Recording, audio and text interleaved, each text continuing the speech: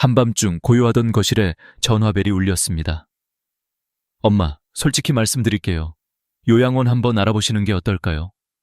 수화기 너머로 들려오는 아들의 목소리는 단호했고 그 순간 제 가슴은 얼어붙었습니다. 무릎 인공관절 수술을 받은 지 몇 달, 아직도 혼자서 제대로 걷지 못하는 제 처지를 잘 알면서도 자식의 입에서 나온 첫 마디가 요양원이라니. 저는 목이 메어 아무 대답도 하지 못했습니다. 그저 눈물이 핑 돌았을 뿐입니다. 아들은 말을 이어갔습니다. 엄마 집 전세 놓으면 요양원 비용 충분히 나와요. 남는 돈은 애들 학자금으로 쓰면 되고요. 그 순간 심장이 철렁 내려앉았습니다. 평생 자식 키우고 대학까지 뒷바라지 했는데 이제는 제가 조금 아프다고 내 집마저 계산 대상이 되는 현실. 그날 밤 잠을 이룰 수 없었습니다. 어두운 천장을 바라보며 지난 세월 상담했던 어르신들의 말씀이 떠올랐습니다. 김 선생, 나 같은 꼴 절대 당하지 마. 자식 믿고 재산 다 줬더니 결국 명절에도 안 온다. 그 목소리들이 귓가를 맴돌며 제 상황과 겹쳐졌습니다. 다음 날 아침 창문을 열어보니 참새들이 자유롭게 날아다녔습니다. 그 자유가 그렇게 부러울 수가 없었습니다. 요양원에 가면 분명 전문 인력이 있고 끼니도 챙겨주겠지요. 그러나 저는 너무나 잘 압니다. 그곳은 편안할지 몰라도 자유는 없는 곳이라는 것을. 그곳에서 어르신들의 눈빛은 늘 공허했습니다. 몸은 안전해도 마음은 쇠사슬에 묶여 있었지요. 그날 저녁 딸에게서 전화가 왔습니다. 엄마, 우리 집에 잠깐 오실래요? 신혼집이라 좁긴 하지만. 목소리 끝에는 이미 피로와 부담이 묻어 있었습니다. 저는 깨달았습니다. 그들이 진심으로 원하는 건 함께하는 생활이 아니라 결국 또 다른 해결책을 미루는 것뿐이라는 사실을. 밤이 깊어가자 큰아들이 다시 전화를 걸었습니다. 엄마, 일단 한 달만 체험해보세요. 마음에 안 들면 나오시면 되잖아요. 체험이라는 달콤한 말. 하지만 저는 압니다. 처음엔 일주일에 한 번 찾아오겠다고 약속하지만 결국에는 명절에도 오지 않는다는 사실을. 저는 수백 명의 사례 속에서 그 패턴을 너무도 똑똑히 보아왔습니다. 그날 밤 저는 스스로에게 물었습니다. 내 노후 누가 책임져야 하는가? 몸은 불편하고 경제적 상황은 팍팍하며 자식들은 저를 짐처럼 느끼는 지금. 그러나 제 영혼은 아직 꺼지지 않았습니다. 만약 제가 저 자신을 포기한다면 그 순간 모든 것이 끝날 것입니다. 그리고 문득 오래전 돌아가신 어머니의 말씀이 떠올랐습니다. 영수가 늙으면 서럽다. 하지만 더 서러운 건 자식 눈치 보며 사는 거다. 그 말이 그토록 뼈아프게 다가온 적은 없었습니다. 이 이야기를 시작하는 이유는 단순합니다. 지금 이 영상을 보고 계시는 분들 중에도 저처럼 자식의 말 한마디에 가슴이 무너진 분이 계실 겁니다. 한국에서 65세 이상 인구는 이미 1,000만 명에 달합니다. 그중 15% 이상이 요양원이나 요양병원에 머물고 있습니다. 그러나 최근 조사에 따르면 요양시설 거주 노인의 43%가 가장 큰 고통으로 외로움을 꼽았습니다. 편의와 안전 뒤에 감춰진 진짜 문제는 바로 마음의 고립인 것입니다. 저는 그날 결심했습니다. 내 노후는 내가 지킨다. 누가 뭐라 해도 내 선택은 내가 한다. 그것이 무너진 자존심을 붙드는 마지막 끈이었으니까요. 이제 제 이야기는 여기서 시작됩니다. 전화벨이 울리던 한밤중, 그리고 그 전화가 끝난 순간, 저는 제 인생 후반전의 방향을 스스로 정하기로 했습니다. 수술이 끝난 후 저는 큰아들 집으로 들어갔습니다. 처음 일주일은 따뜻했습니다. 며느리는 미소를 지었고 손주들은 할머니인 하며 안겼습니다. 그러나 그 따뜻함은 오래가지 않았습니다.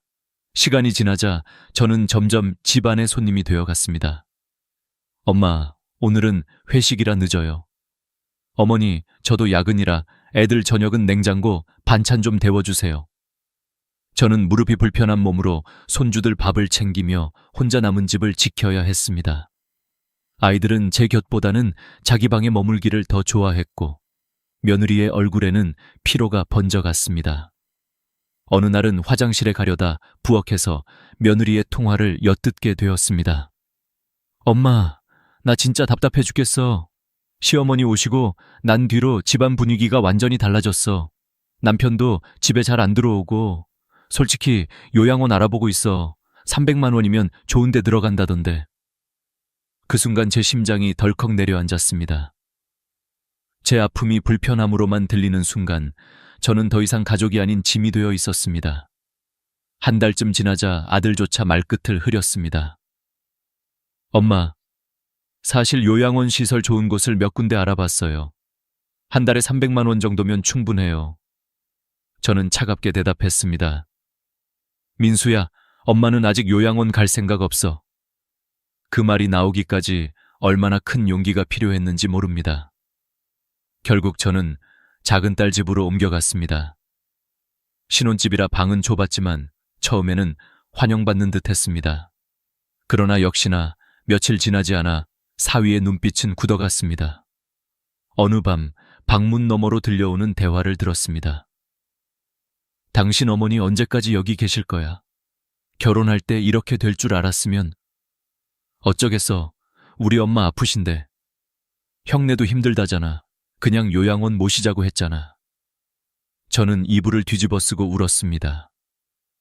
평생 자식을 위해 희생했는데 이제는 함께 사는 것조차 버거운 짐이 되어버린 현실. 다시 혼자 살 생각도 했습니다. 하지만 무릎은 아직 온전히 회복되지 않았습니다. 결국 간병인을 쓰기로 했습니다. 하루 12시간, 돌봄에 한 달 240만 원. 제 연금 180만 원으로는 턱없이 부족했지만 적금을 깨서라도 해보기로 했습니다. 처음 며칠은 괜찮았습니다. 그러나 일주일이 지나자 간병인은 계속 바뀌었고 어떤 날은 아무도 오지 않았습니다. 저는 하루 종일 침대에서 물 한 잔 마시지 못한 채 버텨야 했습니다. 간병인이 있더라도 사생활은 없었습니다. 낯선 사람이 제 집에 상주하며 제 화장실, 제 식탁, 제 시간을 함께 해야 했습니다. 그것은 돌봄이 아니라 또 다른 속박이었습니다. 한 달이 지나고 보니 간병비로 240만 원이 나갔습니다. 돈만이 문제가 아니었습니다. 저는 존엄을 잃어가고 있었습니다. 화장실을 갈 때마다, 밥을 먹을 때마다 누군가의 눈치를 봐야 한다는 현실. 결국 저는 자식에게 전화를 걸었습니다. 민수야, 내 말이 맞았다. 혼자 사는 건 쉽지 않구나. 아들은 곧장 말했습니다. 그럼 이제 요양원 한번 가보시겠어요? 정말 좋은 데가 있어요. 저는 잠시 침묵하다가 고개를 끄덕였습니다. 마치 그것만이 유일한 선택지인 것처럼 보였으니까요. 그러나 제 마음속에서는 여전히 갈등이 이어지고 있었습니다.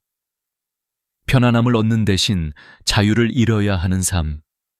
자식에게 기대는 대신 짐 취급을 당하는 삶. 어느 쪽을 선택해도 존엄은 사라지는 듯했습니다. 이 경험을 말씀드리는 이유는 단순합니다. 지금 이 영상을 보시는 많은 분들이 이미 비슷한 길을 걷고 계시기 때문입니다. 한국보건사회연구원의 조사에 따르면 65세 이상 노인의 32%가 동거하는 가족의 눈치가 가장 큰 스트레스 요인이라고 답했습니다. 그리고 간병인을 쓰는 노인의 절반 이상이 사생활 침해를 호소했습니다. 이건 남의 이야기가 아니라 지금 우리 곁에서 벌어지고 있는 현실입니다. 저는 다시 결심했습니다. 요양원도 간병인도 자식집도 아닌 다른 길을 찾아야 한다고. 그 길을 찾지 못한다면 저는 제 삶을 잃게 될 것이라고. 그 결심이 저를 움직이게 했습니다.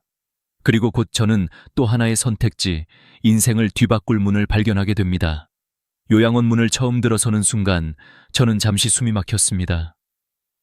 로비는 호텔처럼 화려했고 천장에는 샹들리에가 반짝거렸습니다. 직원들은 일제히 미소를 지으며 인사했고 원장은 직접 나와 안내를 했습니다.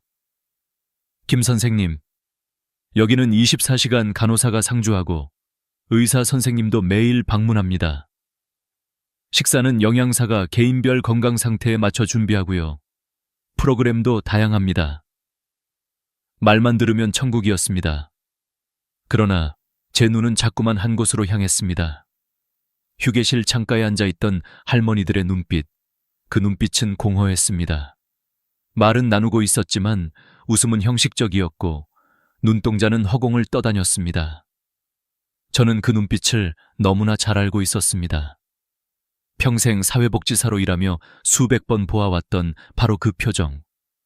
몸은 돌봄을 받고 있지만 마음은 갇혀있는 완벽해 보이는 감옥의 눈빛이었습니다. 저는 속으로 중얼거렸습니다. 여기는 화려한 감옥이구나. 그 순간 예전에 상담했던 한 할머니가 떠올랐습니다. 처음에는 일주일에 한 번씩 온다더니 석 달 지나니까 명절에만 오더라. 이제는 전화도 잘 안 와. 내가 평생 모은 돈 다 줬는데. 그때는 남의 이야기로 들렸지만 이제는 제 이야기가 되어버린 듯 했습니다. 원장은 자랑스럽게 병실을 보여주었습니다. 넓은 공간, 깨끗한 화장실, 안전 손잡이.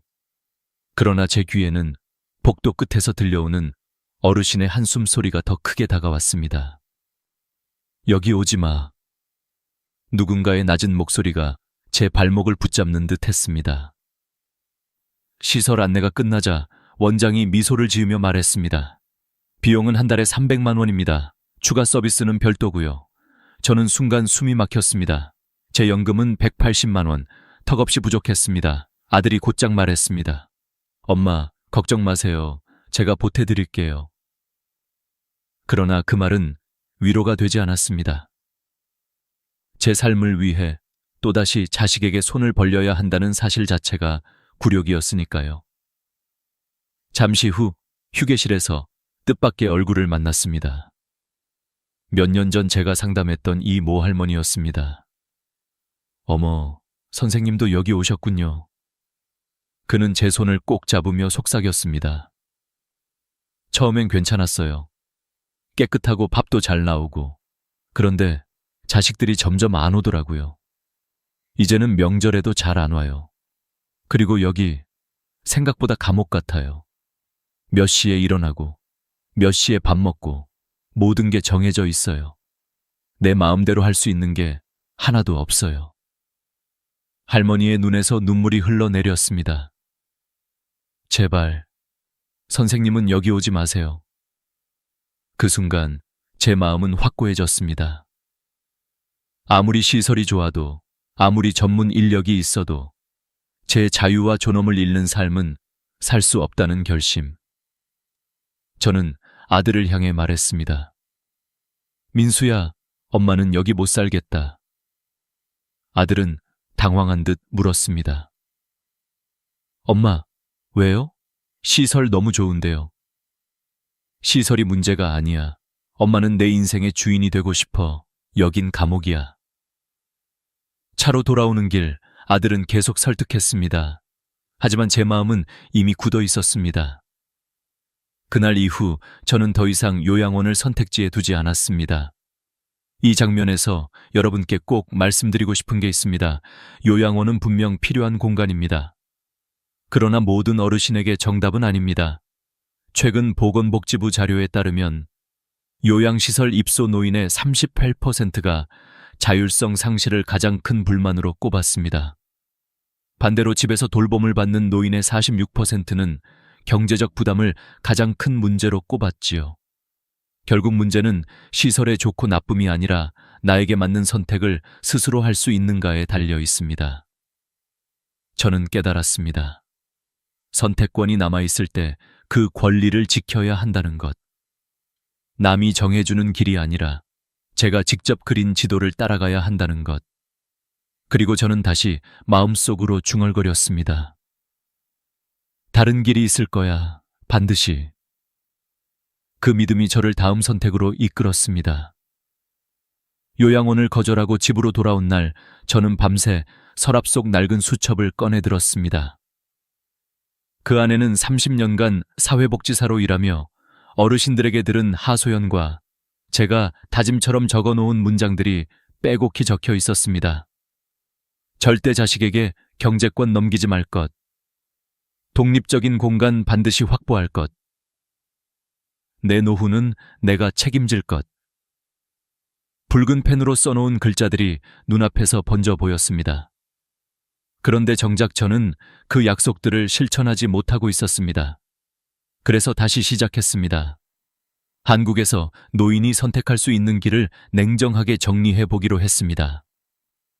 첫째, 요양원, 요양시설.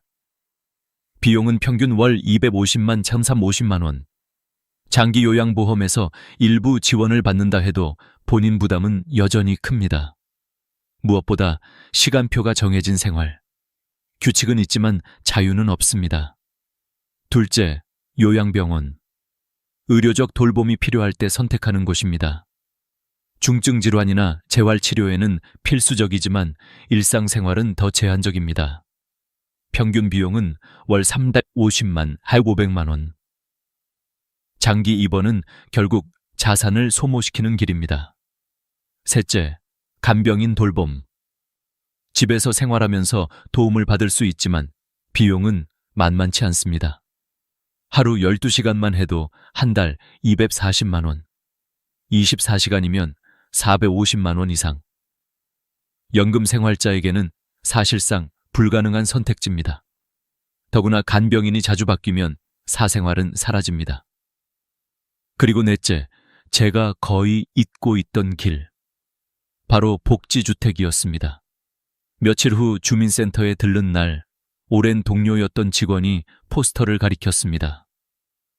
선생님, 고령자 복지주택 들어보셨어요? 월세가 아주 저렴하고 어르신들 편의시설이 다 갖춰져 있어요. 포스터에는 이렇게 적혀 있었습니다.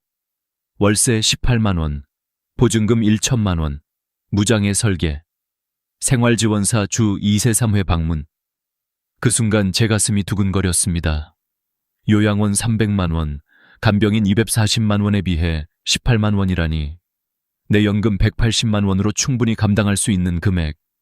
무엇보다 내 집 같은 공간에서 내 마음대로 살 수 있다는 사실. 저는 곧장 안내 책자를 받아들고 꼼꼼히 읽었습니다. 화장실에는 안전바가 설치되어 있었고 긴급 상황을 위한 비상벨도 마련되어 있었습니다. 주기적으로 생활지원사가 안부를 확인해주니 위험할 때 혼자 방치될 일도 없었습니다. 무엇보다 입주자 대부분이 저와 같은 연령대 어르신들이라 외로움 없이 공동체를 이룰 수 있다는 점이 마음을 움직였습니다. 통계를 찾아보니 놀라운 사실도 있었습니다. 보건복지부가 실시한 2022년 조사에 따르면 복지주택에 거주하는 노인의 71%가 삶의 만족도가 높아졌다고 응답했습니다. 반면 요양원에 입소한 노인의 만족도는 45%에 머물렀습니다. 차이는 바로 자율성과 사회적 교류였습니다. 저는 밤새 고민했습니다. 요양원과 요양병원은 결국 자유를 빼앗아가고 간병인은 경제를 무너뜨리며 자식집은 존엄을 잃게 합니다. 그렇다면 답은 하나였습니다. 내 힘으로 설 수 있는 네 번째 길, 복지주택. 물론 쉬운 결정은 아니었습니다. 지금 살고 있는 집 전세금을 빼야 했고 무엇보다 자식들의 반대가 예상됐습니다. 이미 그들은 제 전세금을 학자금과 사업자금으로 쓰려 하고 있었으니까요. 그러나 그들의 욕심보다 더 중요한 것은 제 인생이었습니다. 저는 결심했습니다. 이번만큼은 흔들리지 않겠다. 내 노후는 내가 책임진다. 그리고 바로 신청서를 작성했습니다. 사회복지사로 30년간 일한 경력 덕분에 사회기여자 가산점을 받을 수 있었고 당첨 가능성도 높았습니다. 신청서를 제출하는 순간 제 손이 떨렸습니다. 두려움과 설렘이 동시에 밀려왔습니다. 만약 이 길이 열리지 않는다면 저는 다시 짐짝처럼 이리저리 옮겨 다녀야 할지도 모릅니다. 그러나 적어도 이제는 알았습니다. 선택권은 남에게 있는 게 아니라 내 손에 있다는 것. 이제 제 마음은 더 이상 요양원의 높은 담장에 갇히지 않았습니다. 저는 새로운 지도를 손에 쥔 사람처럼 조금은 당당해졌습니다. 그리고 속으로 다짐했습니다. 내일이 어떻게 될지 몰라도 오늘만큼은 내가 선택한 길을 걷는다. 입주 심사를 통과했다는 전화를 받은 날, 제 심장은 오랜만에 두근거렸습니다. 드디어 제 인생의 새로운 보금자리가 눈앞에 다가온 것입니다. 한 달 뒤 이사짐 센터가 집 앞에 도착했고 저는 전세 계약을 정리한 뒤 복지주택으로 향했습니다. 새 집은 크지 않았습니다.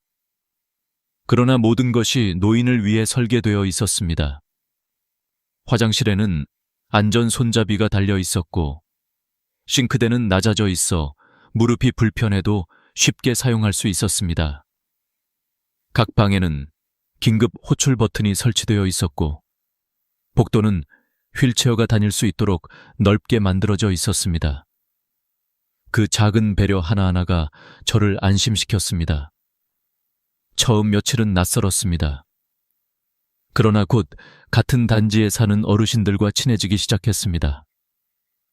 매일 아침 단지 내 공원에서 함께 가벼운 체조를 하고 저녁에는 작은 도서관에서 책을 읽으며 이야기를 나누었습니다.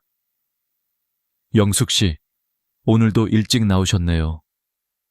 네, 무릎이 예전보다 많이 좋아졌어요. 이웃의 따뜻한 인사 한마디가 그렇게 큰 힘이 될 줄 몰랐습니다. 놀라운 건 제 건강 상태도 점점 나아졌다는 사실입니다. 단지 내 작은 건강센터에서 꾸준히 물리치료를 받으면서 수술 직후에는 휠체어 없이는 움직이지 못하던 제가 이제는 지팡이 하나로 천천히 걸을 수 있게 되었습니다. 실제로 의학 연구에 따르면 무릎 인공관절 수술 환자의 70% 이상이 꾸준한 재활 운동을 통해 1년 안에 독립보행이 가능하다고 합니다. 저 역시 그 통계 속 한 사람이 된 것입니다. 무엇보다도 이곳에서는 눈치를 보지 않아도 된다는 사실이 제 삶을 완전히 바꿨습니다. 텔레비전을 켜놓고 밤늦게까지 드라마를 봐도 친구들을 초대해 수다를 떨어도 아무도 인상을 쓰지 않습니다. 작은 반기지만 진짜 제 집, 제 공간이 생긴 것입니다. 경제적인 부분도 안정되었습니다. 월세 18만 원은 제 연금으로 충분히 감당할 수 있었고 전세금 일부를 저축해두어 의료비나 응급 상황에도 대비할 수 있었습니다. 요양원 비용 300만 원, 간병인 비용 240만 원에 비해 훨씬 현실적이고 지속 가능한 선택이었습니다. 시간이 흐르면서 저는 제 경험을 다른 어르신들과 나누기 시작했습니다. 단지 내 작은 도서관에서 상담 모임을 열고 자식에게 경제권을 쉽게 넘기지 마세요 라고 조언했습니다. 놀랍게도 많은 분들이 고개를 끄덕이며 공감했습니다.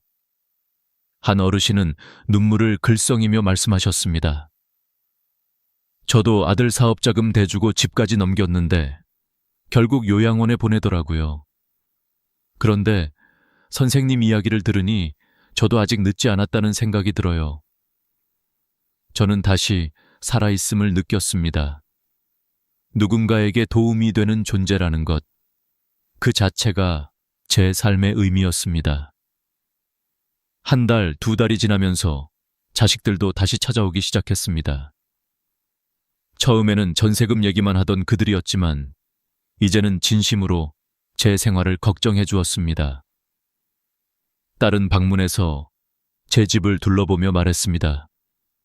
엄마, 생각보다 정말 괜찮네요. 안전해 보이고 친구들도 많으시고 이제야 안심이 돼요. 그 말을 들으며 저는 미소를 지었습니다. 자식들에게 의존하지 않고도 오히려 더 당당하게 살아갈 수 있다는 사실을 몸소 보여줄 수 있었기 때문입니다.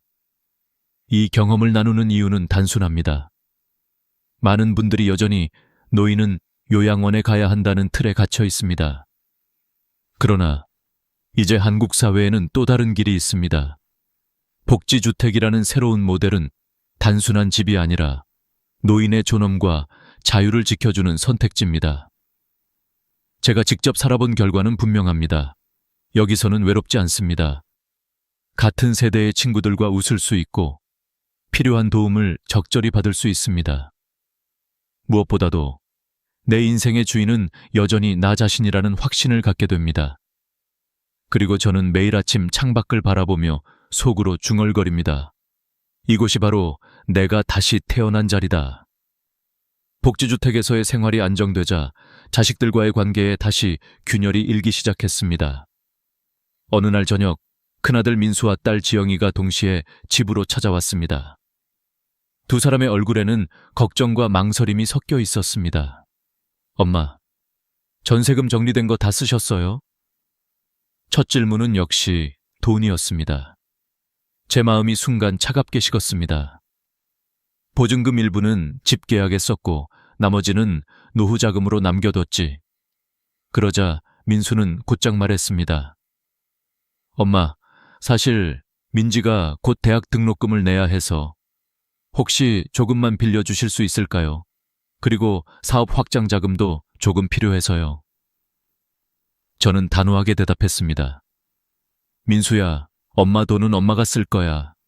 너희 키우느라 평생 노후 준비 한 번도 못했어. 이제 남은 돈마저 뺏길 순 없어.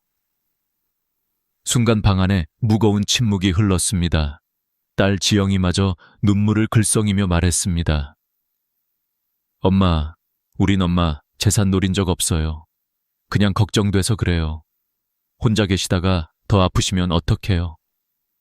저는 숨을 고르고 차분히 말했습니다. 걱정은 고맙다.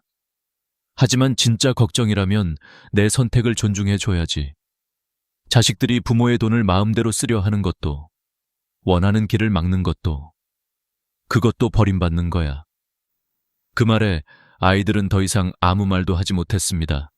사실 저도 두려움이 있었습니다.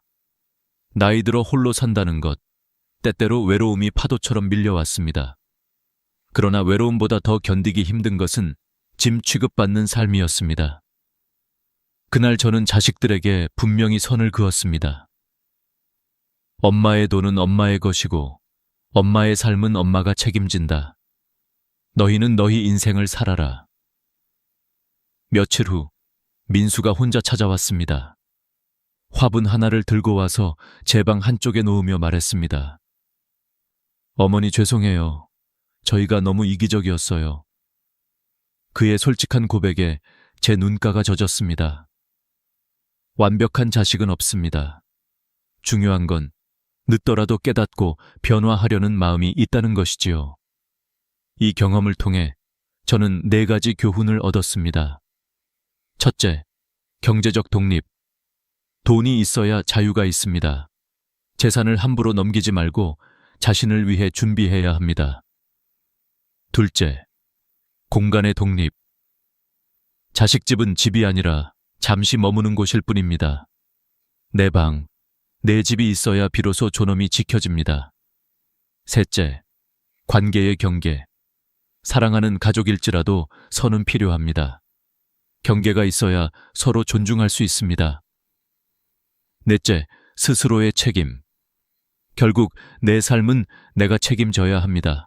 아무도 대신 살아주지 않습니다. 이 4가지 원칙은 단순한 조언이 아닙니다. 저의 피와 눈물이 담긴 결론입니다. 복지주택에서 6개월을 살고 있는 지금 저는 다시 평온을 되찾았습니다. 자식들은 한 달에 한 번씩 찾아오며 진심으로 제 안부를 챙겨줍니다. 더 이상 돈 얘기는 꺼내지 않습니다. 대신 제 선택을 존중하고 오히려 배운다고 말합니다. 엄마처럼 당당하게 살고 싶어요. 그 말을 들으며 저는 비로소 웃을 수 있었습니다. 경계를 세웠기 때문에 오히려 관계가 회복된 것입니다. 노후는 단순히 오래 사는 것이 목표가 아닙니다. 어떻게 내답게 사느냐가 중요합니다. 저는 이제야 그 답을 조금은 알 것 같습니다. 복지주택에서 산 지 어느덧 1년이 되었습니다. 그동안 저는 많이 달라졌습니다.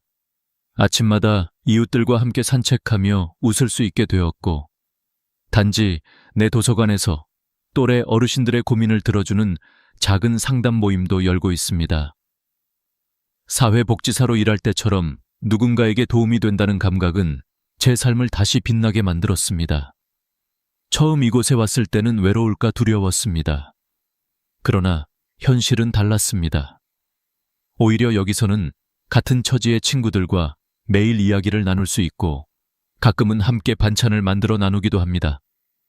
작은 부엌에서 된장찌개 냄새가 퍼질 때 그 따뜻함은 요양원의 화려한 시설보다 더 값진 것이었습니다.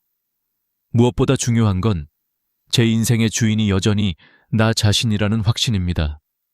텔레비전을 보든 책을 읽든 친구를 초대하든 이제는 누구의 눈치도 보지 않습니다. 저는 제 공간에서 제 시간을 제 마음대로 쓰고 있습니다. 그것이 바로 자유이고 존엄이라는 것을 절실히 깨달았습니다. 돌아보면 저는 세 갈래 길 앞에 서 있었습니다. 요양원, 간병인, 자식집. 그러나 그 길은 모두 제 자유를 앗아가고 제 존엄을 무너뜨리는 길이었습니다. 결국 네 번째 길, 복지주택을 선택함으로써 저는 다시 제 삶을 찾았습니다. 여러분께 말씀드리고 싶습니다. 노후는 누구도 대신 살아주지 않습니다. 자식도, 간병인도, 시설도 아닙니다. 나 스스로 준비하고 선택해야 합니다. 준비가 되어 있으면 외롭지 않고 두렵지 않습니다. 제가 배운 교훈은 단순합니다. 노후는 자식이 아닌 내가 책임진다. 이 말은 제 인생을 다시 세운 기둥이 되었습니다. 이 영상을 보시는 분들 중 누군가는 지금 저처럼 흔들리고 계실지도 모릅니다. 자식의 말 한마디에 마음이 무너지고 돈 문제에 갈등하고 외로움에 잠 못 드는 분도 계시겠지요. 그러나 분명히 말씀드립니다. 아직 늦지 않았습니다. 지금이라도 준비하고 선택하면 우리 모두는 당당한 노후를 살 수 있습니다. 마지막으로 부탁드립니다. 이 이야기가 도움이 되셨다면 좋아요와 구독 버튼을 눌러주세요. 여러분의 작은 응원이 저뿐만 아니라 수많은 어르신들에게 희망이 됩니다. 그리고 이 영상을 주변 분들과 공유해 주세요. 누군가에게는 인생을 바꾸는 계기가 될 수 있습니다. 저는 이제 매일 아침 창문을 열며 이렇게 속삭입니다. 오늘도 내 삶은 내 것이다. 여러분, 혹시 이런 경험 있으신가요? 아침에 눈을 떴는데 사랑하는 배우자의 이름이 순간 머릿속에서 사라져버렸던 적 말입니다.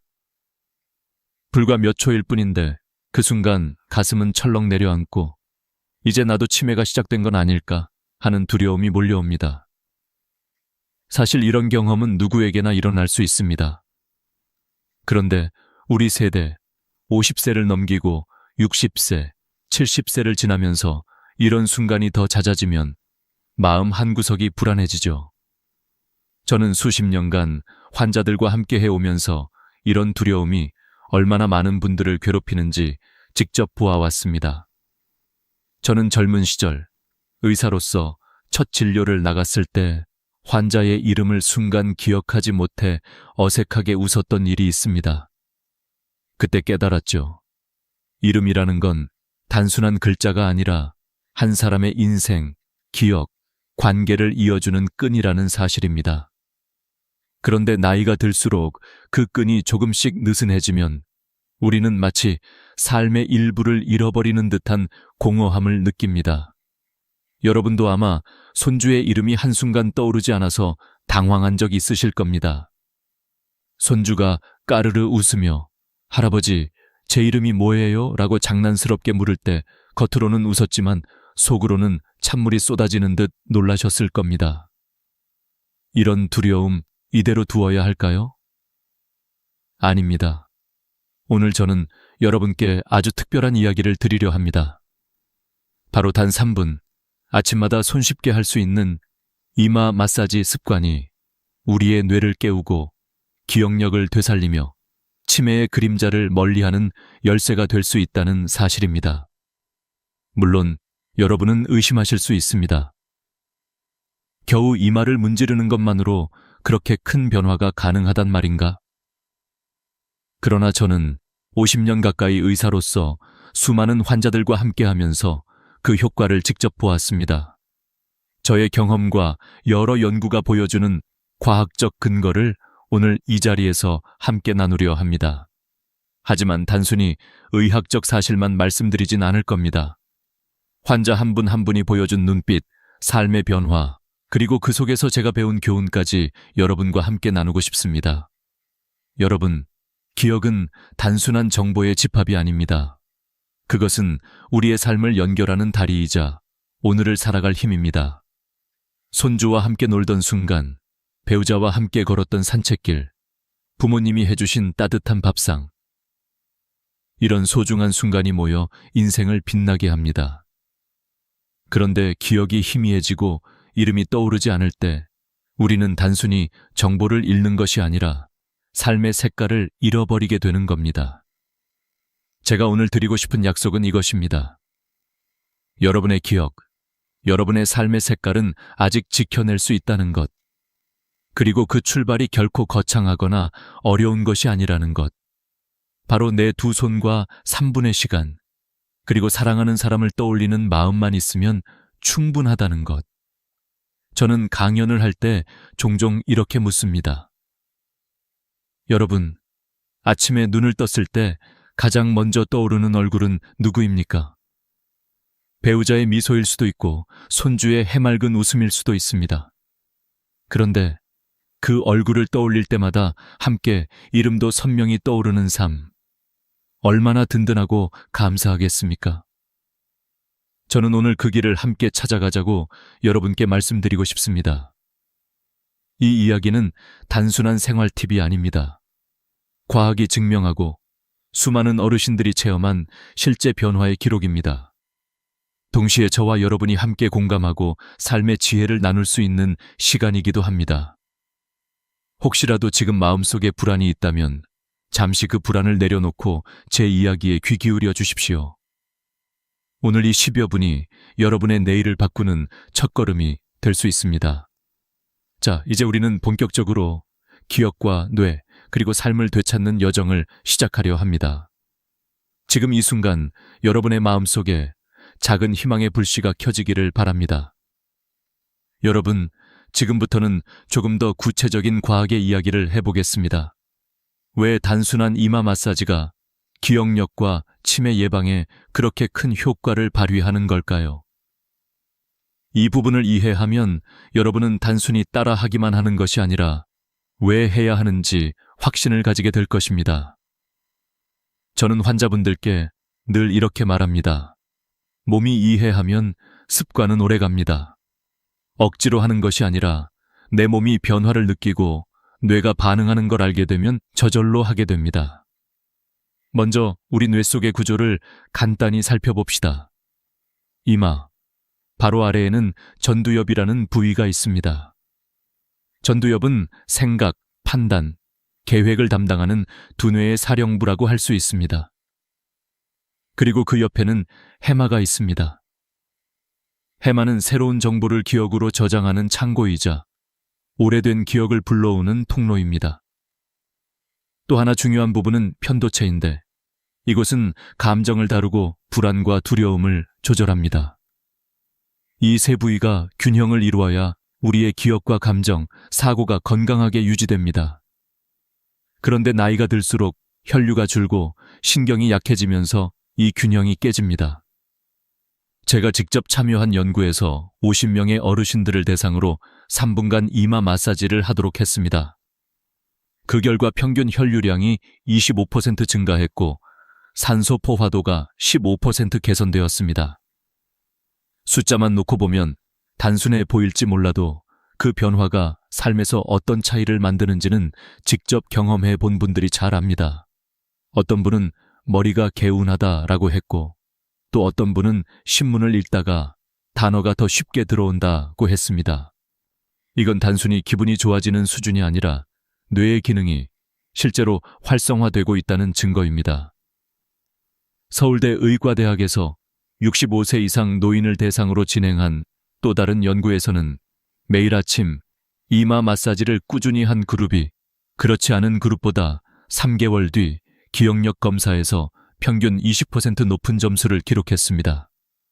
특히 단기 기억을 장기 기억으로 옮기는 능력이 뚜렷하게 개선된 것으로 나타났습니다.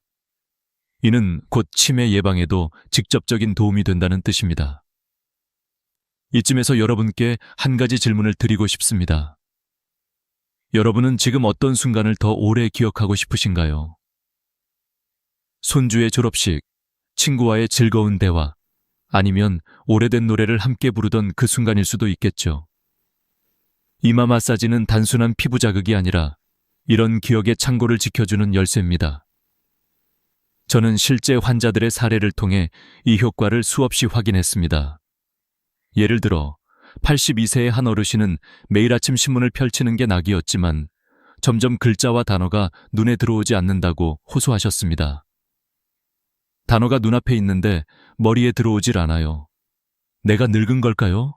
라고 하실 때 그 한숨에 담긴 무게가 얼마나 컸는지 지금도 잊을 수 없습니다.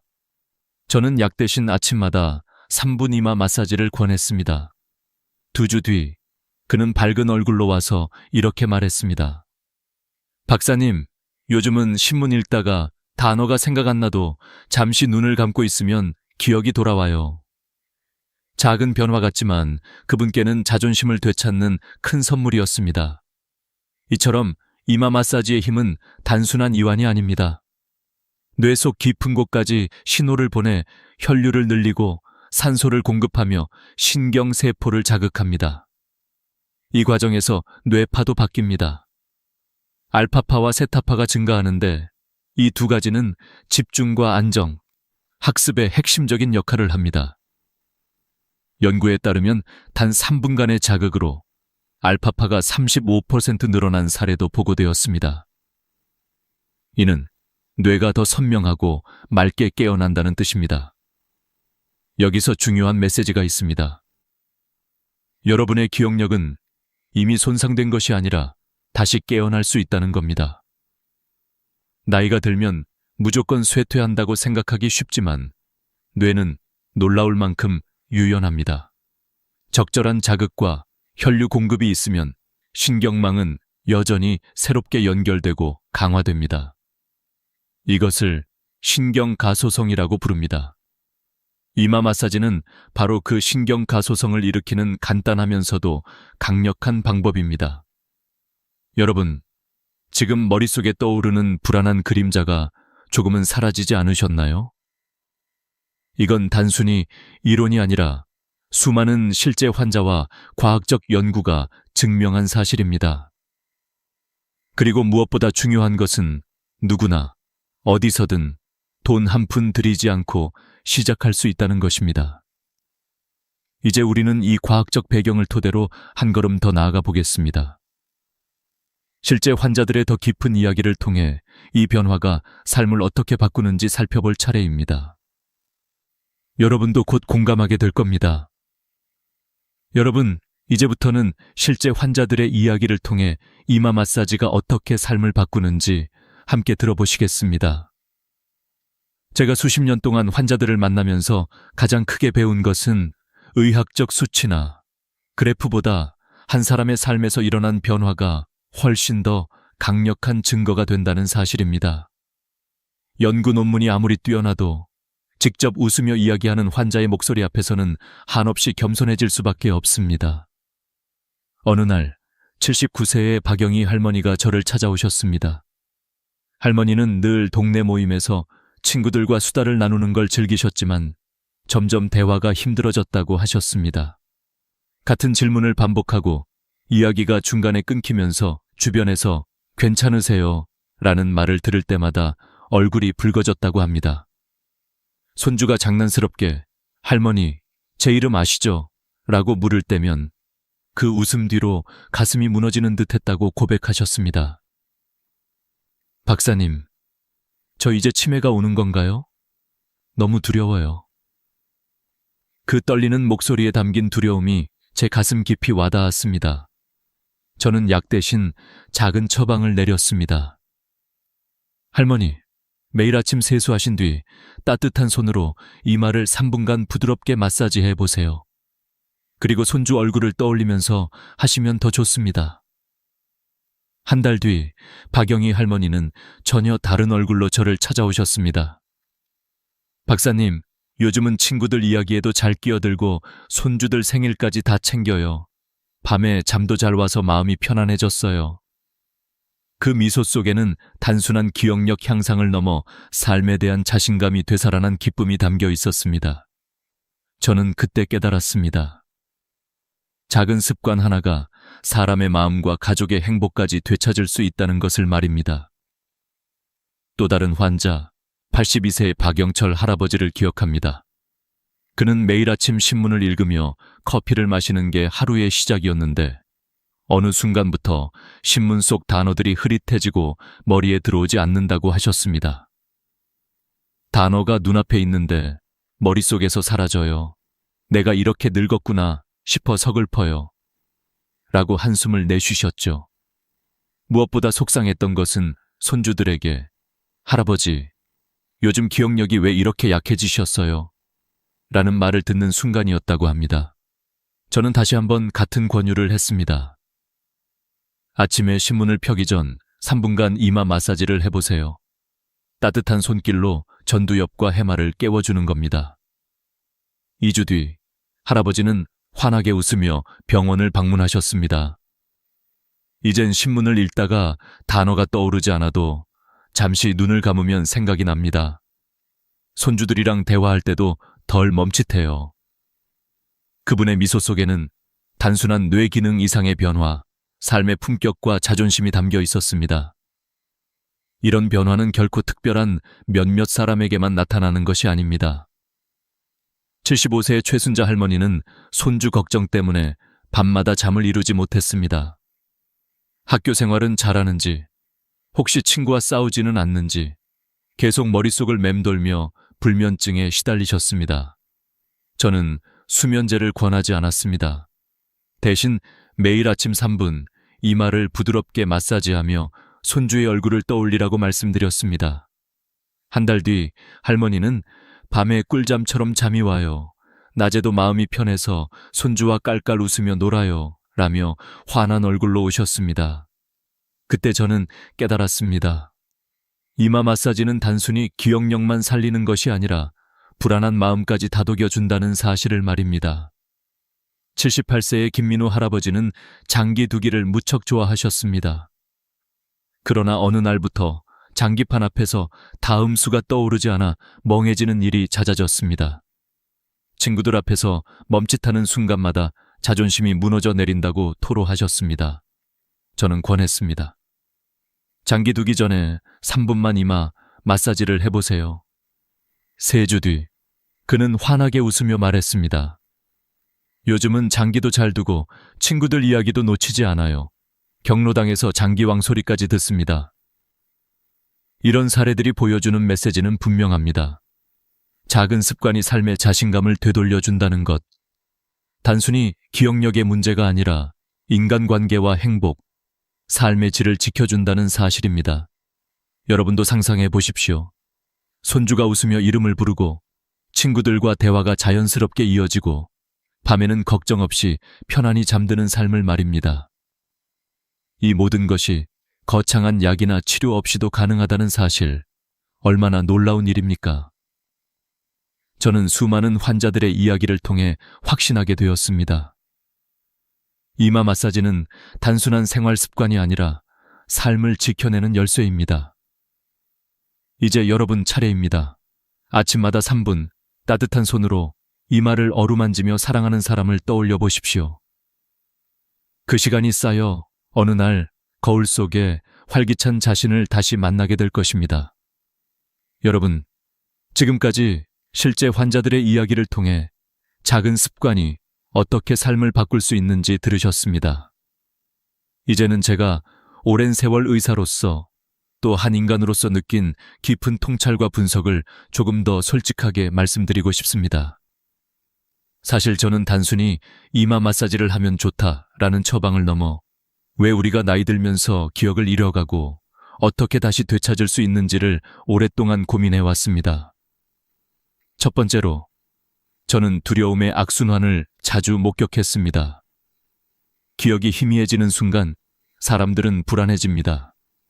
불안은 다시 뇌의 편도체를 자극해 스트레스를 높이고 스트레스 호르몬인 코르티솔이 분비됩니다. 이 코르티솔이 장기간 높아지면 해마가 약해지고 결국 기억력이 더 떨어지는 악순환에 빠지게 됩니다. 그러니 문제는 단순히 기억이 줄어든다는 현상이 아니라 불안과 두려움이 불을 붙여 더 크게 만드는 과정이 있다는 것입니다. 이마 마사지는 바로 이 고리를 끊어줍니다. 따뜻한 손길과 호흡을 맞추는 동작이 편도체를 안정시키고 자율신경계를 진정시킵니다. 그 순간 뇌는 다시 균형을 찾고 기억은 회복의 길로 들어서는 것입니다. 두 번째로, 저는 나이가 들어도 뇌가 여전히 성장할 수 있다는 희망을 강조하고 싶습니다. 많은 분들이 이제 늙었으니 어쩔 수 없다고 체념합니다. 그러나 뇌과학의 최신 연구는 다른 이야기를 합니다. 신경세포는 끊임없이 새로운 연결을 만들고 경험에 따라 재구성됩니다. 이를 신경가소성이라고 합니다. 제가 환자분들께 작은 자극, 작은 습관을 권하는 이유는 바로 여기에 있습니다. 우리가 오늘 하는 작은 행동 하나가 내일의 뇌구조를 바꾸는 씨앗이 되기 때문입니다. 세 번째로, 저는 의사로서 약보다 습관이 강하다는 사실을 수없이 확인했습니다. 약은 일시적인 효과를 줄 수 있지만 부작용이나 내성이라는 한계가 있습니다. 반면 습관은 몸에 스며들어 스스로를 지켜주는 방패가 됩니다. 아침에 이를 닦는 것처럼 자연스러운 습관이 되면 기억력 관리도 더 이상 특별한 일이 아닙니다. 이마 마사지는 돈도 들지 않고 어디서든 가능하며 가족과 함께 나눌 수도 있는 습관입니다. 그래서 저는 환자들에게 언제나 이렇게 말합니다. 이건 약이 아니라 여러분 스스로가 만드는 최고의 보약입니다. 저는 또한 이마 마사지의 힘을 단순히 의학적 관점으로만 보지 않습니다. 인간관계와 삶의 존엄이라는 더 큰 그림에서 바라봅니다. 기억이 흐려질 때 우리는 단순히 단어를 읽는 것이 아닙니다. 손주의 이름을 불러줄 수 없는 순간, 배우자의 미소 뒤에 숨은 이름이 사라지는 순간, 그 사람의 존재감이 흔들리게 됩니다. 그러니 기억을 지킨다는 건 곧 나 자신을 지키는 일이고 사랑하는 가족과의 관계를 지켜내는 일입니다. 저는 그 점을 누구보다 강조하고 싶습니다. 제가 강연에서 자주 하는 말이 있습니다. 이마 마사지는 뇌를 위한 기술이 아니라 마음을 위한 선물이다. 왜냐하면 그 시간을 통해 우리는 단순히 뇌를 자극하는 것이 아니라 자신을 돌아보고 가족을 떠올리며 마음을 정돈하기 때문입니다. 실제로 많은 환자분들이 이렇게 말씀하십니다. 박사님, 마사지를 하면 머리도 맑아지지만 마음이 편해져요. 손주 얼굴을 떠올리면 하루가 달라져요. 그 말씀을 들을 때마다 저는 이마 마사지가 단순히 기억력만이 아니라 행복한 삶 전체를 바꾸는 열쇠라는 걸 다시금 확인합니다. 여러분, 나이 든다는 것은 잃어가는 과정이 아닙니다. 저는 오히려 얻어가는 과정이라고 믿습니다. 젊을 땐 보이지 않던 삶의 본질, 관계의 소중함, 건강의 가치를 깊이 깨닫게 되는 시기입니다. 그리고 그 시기를 더 건강하게, 더 의미 있게 살아가기 위해 필요한 것이 바로 이런 작은 지혜입니다. 혹시 지금 영상을 보시면서도 마음속에 이런 생각이 드실 수 있습니다. 정말 나도 변할 수 있을까? 저는 자신 있게 말씀드립니다. 네, 가능합니다. 저는 수십 년 동안 수많은 어르신들이 변화하는 모습을 보았습니다. 단 3분의 작은 습관으로도 삶이 달라질 수 있습니다. 물론 기적처럼 하루아침에 모든 게 바뀌지는 않습니다. 그러나 매일 쌓이는 작은 변화가 모여 어느 날 큰 변화를 만들어냅니다. 마치 매일 한 숟가락의 물이 모여 강을 이루듯이요. 여기서 저는 여러분께 하나의 선택을 제안하고 싶습니다. 두려움과 체념 속에 하루하루를 보내실 것인지, 아니면 작은 희망을 붙잡고 변화를 만들어 가실 것인지. 선택은 여러분의 몫입니다.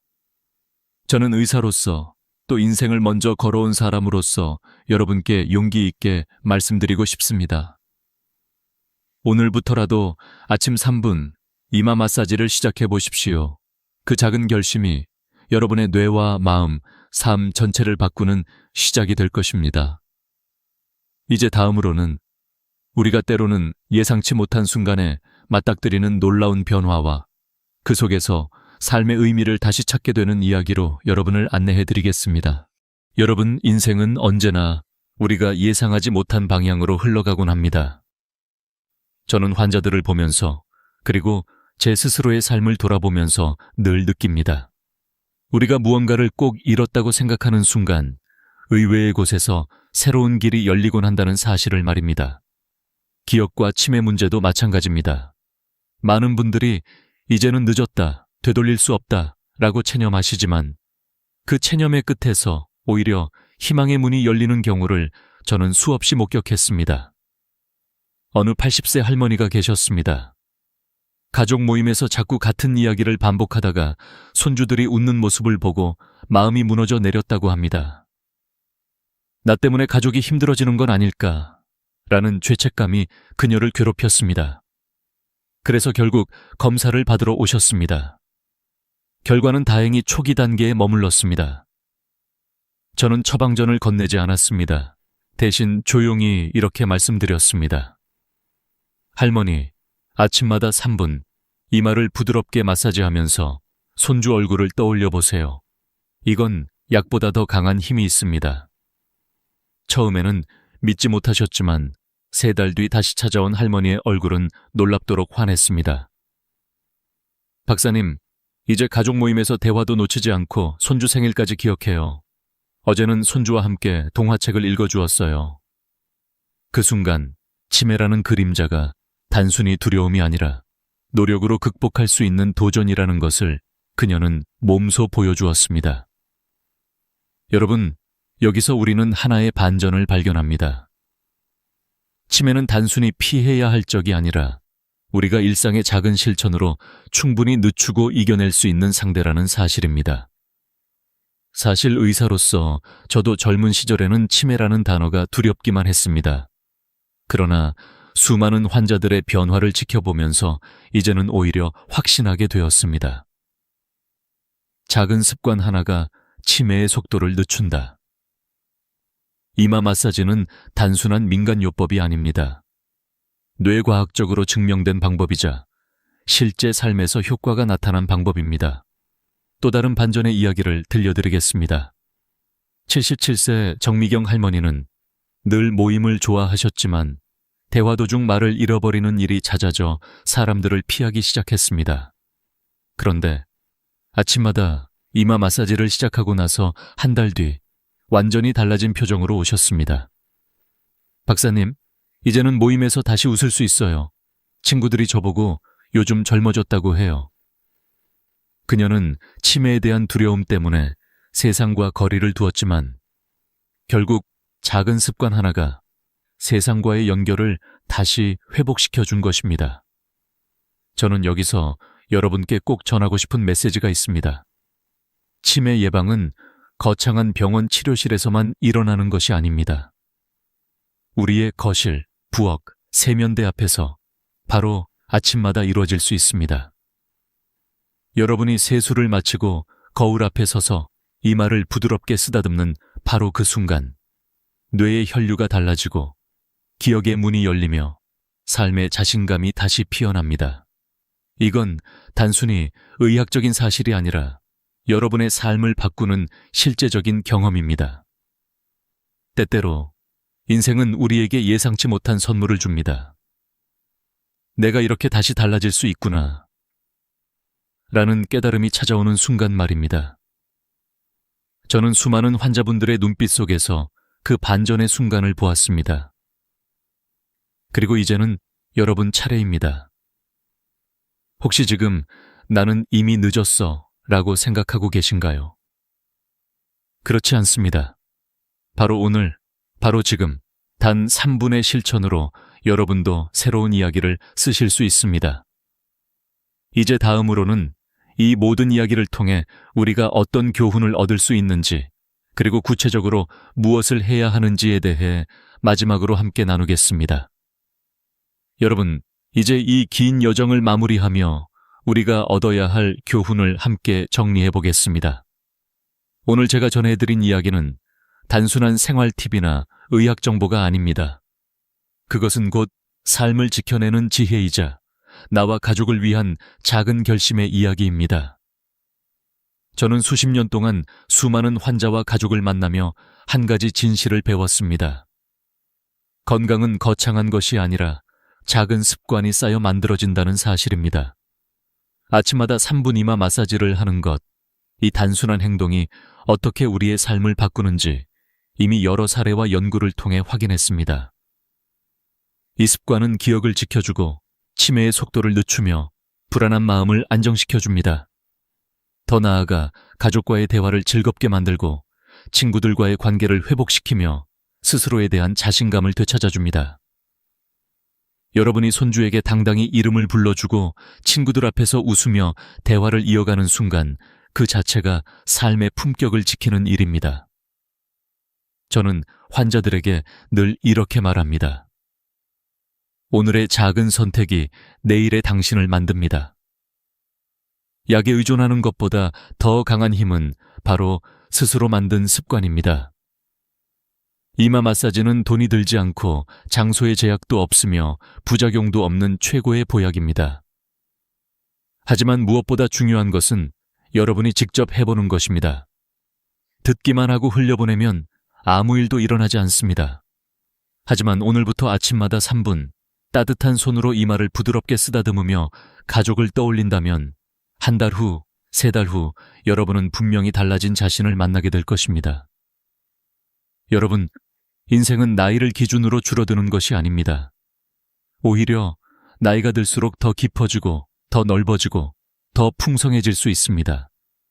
기억을 지킨다는 것은 단순히 과거를 붙잡는 것이 아니라 현재를 더 또렷하게 살고 미래를 더 당당하게 맞이하는 일입니다. 저는 그 사실을 수많은 환자들의 눈빛에서 확인했습니다.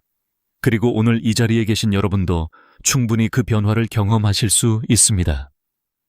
마지막으로 여러분께 드리고 싶은 당부가 있습니다. 오늘 들으신 이 이야기를 단순한 지식으로만 두지 마시고 삶 속에서 실천해 보시길 바랍니다. 아침 세수 후 3분, 거울 앞에서 이마를 부드럽게 마사지하면서 사랑하는 가족을 떠올려 보세요. 그 시간이 쌓여 여러분의 뇌와 마음을 건강하게 지켜줄 것입니다. 오늘 저와 함께 해주셔서 진심으로 감사드립니다. 이 영상이 도움이 되셨다면 구독과 좋아요를 눌러주시고 댓글로 여러분의 경험을 나눠주세요. 여러분의 이야기가 또 다른 이에게 희망이 될 수 있습니다. 다음 영상에서는 더 깊은 건강의 지혜, 특히 깊은 잠을 선물하는 특별한 5분 루틴을 소개해드리겠습니다. 여러분의 건강한 노후를 언제나 응원합니다. 감사합니다. 어머니가 쓰러지셨습니다. 이 한마디로 시작되는 순간 삶은 순식간에 흔들립니다. 응급실 문 앞에서 가족들이 허둥지둥 뛰어다니고 간호사는 보호자에게 비용 결제를 재촉합니다. 그런데 손에 꼭 쥐고 있는 통장을 내밀었음에도 은행은 단호히 말합니다. 본인 확인이 되지 않으면 인출이 어렵습니다. 그 순간 가족의 가슴은 철렁 내려앉습니다. 분명 내 어머니의 이름이 적혀 있는 통장인데 비밀번호도 알고 도장도 가지고 있는데 왜 단 한 푼도 꺼내 쓸 수 없는 걸까요? 많은 분들이 이 장면을 머릿속으로만 상상하다가 실제로 겪는 순간 눈물이 터져 나옵니다. 이건 드라마 속 장면이 아니라 대한민국 곳곳에서 실제로 벌어지는 현실입니다. 저는 은행 창구에서 오랜 시간을 보낸 경험자로서 이와 비슷한 상황을 수없이 목격했습니다. 가장이 갑자기 쓰러졌을 때, 치매 진단이 내려졌을 때, 혹은 예고 없이 세상을 떠났을 때, 통장 속에 돈은 충분히 있었지만 정작 가장 필요한 그 순간 가족은 단 한 푼도 쓸 수 없었습니다. 그때마다 가족들의 표정은 똑같았습니다. 그럼 어쩌란 말입니까? 라는 절망 어린 탄식. 우리 사회는 분명 가족이란 울타리 안에서 모든 걸 함께 나눈다고 믿지만 금융의 세계에서는 그 믿음이 무너집니다. 여기서 중요한 건 이런 상황이 단지 특별한 누군가에게만 닥치는 일이 아니라는 사실입니다.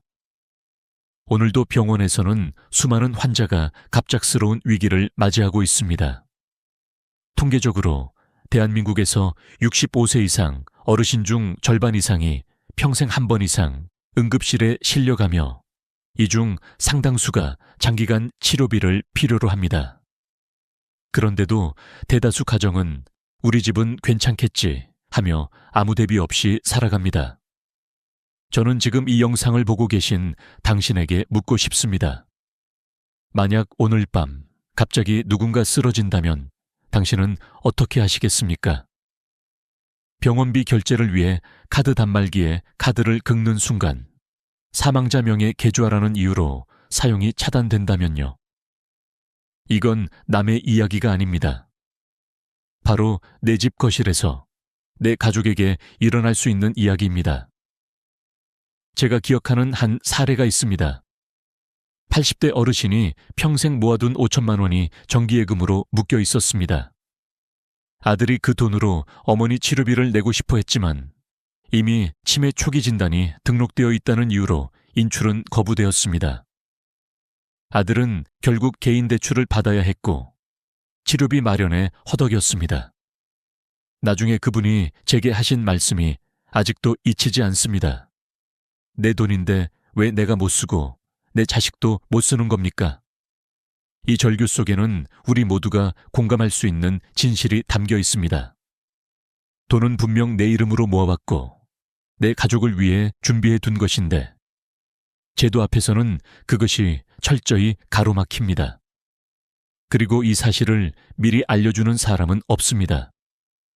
은행은 절차만 따릅니다. 본인 확인이 안 되면 그 누구에게도 돈을 내주지 않습니다. 그것이 법이고 규정이기 때문입니다. 하지만 규정은 차갑고 가족의 눈물은 뜨겁습니다. 더 놀라운 건 이런 상황이 오면 우리가 아무리 애원해도 통하지 않는다는 사실입니다. 비밀번호를 알고 있는데요. 도장도 가지고 왔습니다. 아무리 말해도 소용이 없습니다. 심지어 사망 신고가 들어가면 그 즉시 모든 계좌는 자동으로 동결됩니다. 체크카드 하나 긁는 것도 불법 사용으로 간주될 수 있습니다. 즉, 어제까지는 내 돈이었지만 오늘부터는 법적으로 접근 불가능한 돈이 되는 겁니다. 생각해 보십시오. 우리는 평생을 일하고 저축하며 가족을 위해 돈을 모읍니다. 하지만 정작 가장 급박한 순간 그 돈은 내 손에 닿지 않습니다. 마치 은행의 금고 안에 갇혀버린 듯 오히려 나를 배신하는 느낌을 주기도 합니다. 그렇다면 질문이 생깁니다. 내 돈인데 왜 내가 못 쓰게 되는 걸까? 이 질문에 대한 답을 알지 못하면 당신 역시 언젠가 같은 절망을 겪을 수 있습니다. 저는 오늘 이 영상을 통해 그 답을 하나하나 풀어드리려 합니다. 단순한 금융 지식을 넘어 실제로 내가 내 돈을 지키고 가족이 위기 속에서 눈물 흘리지 않게 하기 위한 구체적인 방법을 말씀드리려 합니다. 제가 현장에서 지켜본 수많은 가정의 사례, 그리고 수십 년 금융인으로서 쌓아온 경험이 녹아 있습니다. 아마 이 이야기를 듣다 보면 마음이 무거워질 수도 있습니다. 그러나 동시에 희망도 생길 겁니다. 왜냐하면 미리 준비만 한다면 내 가족은 절대 같은 고통을 겪지 않아도 되기 때문입니다. 단 한 장의 서류, 단 한 번의 은행 방문이 미래를 완전히 바꿀 수 있습니다. 그리고 그것은 누구나 지금 이 순간부터 시작할 수 있는 일입니다. 이제 저는 당신께 이렇게 말하고 싶습니다. 오늘 당신이 듣게 될 이야기는 단순한 지식이 아닙니다. 이는 평생 모아온 당신의 재산이 진짜로 당신과 가족을 위해 쓰이도록 지켜내는 마지막 방패입니다. 은행은 절대 먼저 알려주지 않습니다. 하지만 저는 오늘 그 비밀을 끝까지 풀어드리겠습니다. 이제부터 시작합니다. 우리가 왜 내 돈을 내 가족조차 꺼낼 수 없는지, 그 냉혹한 이유와 숨겨진 진실을. 가장 먼저 알아야 할 것은 바로 금융실명제라는 제도입니다. 이 제도는 1993년에 도입되어 지금까지 한국 금융의 기본 원칙으로 자리 잡았습니다. 당시 정부는 누구의 돈인지, 어떤 거래가 오가는지를 명확히 하기 위해 이 제도를 만들었습니다. 겉으로 보면 매우 합리적이고 투명성을 강화해 금융사기를 줄이는 데 큰 기여를 했습니다. 그러나 현실에서는 이 제도가 위급 상황에서 가족들의 발목을 잡는 족쇄가 되기도 합니다. 예를 들어봅시다. 한 아버지가 갑작스럽게 쓰러져 병원에 입원합니다. 통장에는 수천만 원이 있지만 아들이 은행에 가서 돈을 찾으려 하면 은행 직원은 서류를 내밀며 이렇게 말합니다. 본인 확인이 불가합니다. 위임장이 없으시다면 절차상 드릴 수 없습니다. 여기서 중요한 것은 비밀번호를 알고 있어도, 도장을 가져와도 은행은 절대 돈을 내어주지 않는다는 겁니다. 왜냐하면 법은 본인만을 인정하기 때문입니다. 그 본인이 의식이 없거나 치매 진단을 받았거나 심지어 이미 세상을 떠났다면 계좌는 그 즉시 동결됩니다. 이쯤에서 많은 분들이 당황합니다. 가족인데 왜 안 됩니까? 남도 아니고 아들인데, 딸인데, 배우자인데 왜 돈을 못 꺼내죠? 그러나 은행 입장에서는 가족관계보다 중요한 건 법적 효력입니다. 가족이라는 사실만으로는 법 앞에서 아무 의미가 없습니다. 실제로 2022년 금융감독원 통계에 따르면 상속 관련 금융민원 중 약 40%가 가족이 돈을 찾을 수 없다는 이유로 발생했다고 합니다. 이처럼 제도의 벽은 생각보다 높고 그 벽 앞에서 눈물 짓는 가정이 적지 않습니다. 더 심각한 건 치매 진단입니다. 치매는 단순한 기억 상실이 아니라 판단 능력 상실로 법적으로 간주됩니다. 따라서 치매 진단이 내려진 순간 본인이 작성한 위임장조차 무효가 될 수 있습니다. 어떤 어르신은 미리 위임장을 써두셨습니다. 하지만 병원 기록에 치매 초기 진단이 있다는 사실이 확인되자 은행은 위임장을 인정하지 않았습니다. 결국 가족은 돈을 쓸 수 없었고 어르신의 치료비는 다른 방법으로 조달해야 했습니다. 사망의 경우도 마찬가지입니다. 누군가 사망신고가 접수되는 순간 그 사람의 모든 계좌는 자동으로 동결됩니다. 며칠만 더 쓰면 안 될까요? 카드 한 번만 긁어도 되지 않나요?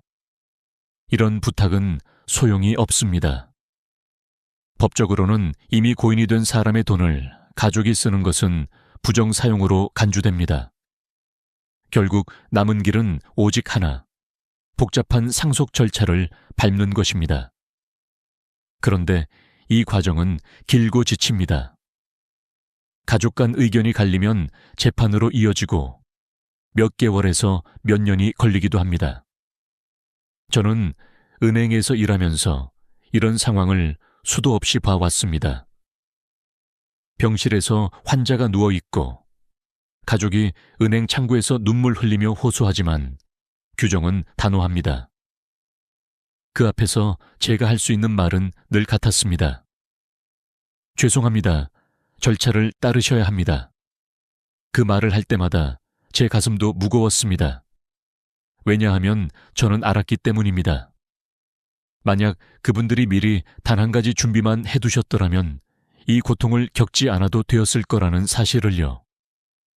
이쯤에서 저는 당신에게 다시 한번 묻고 싶습니다. 지금 당신 통장에는 얼마가 있습니까?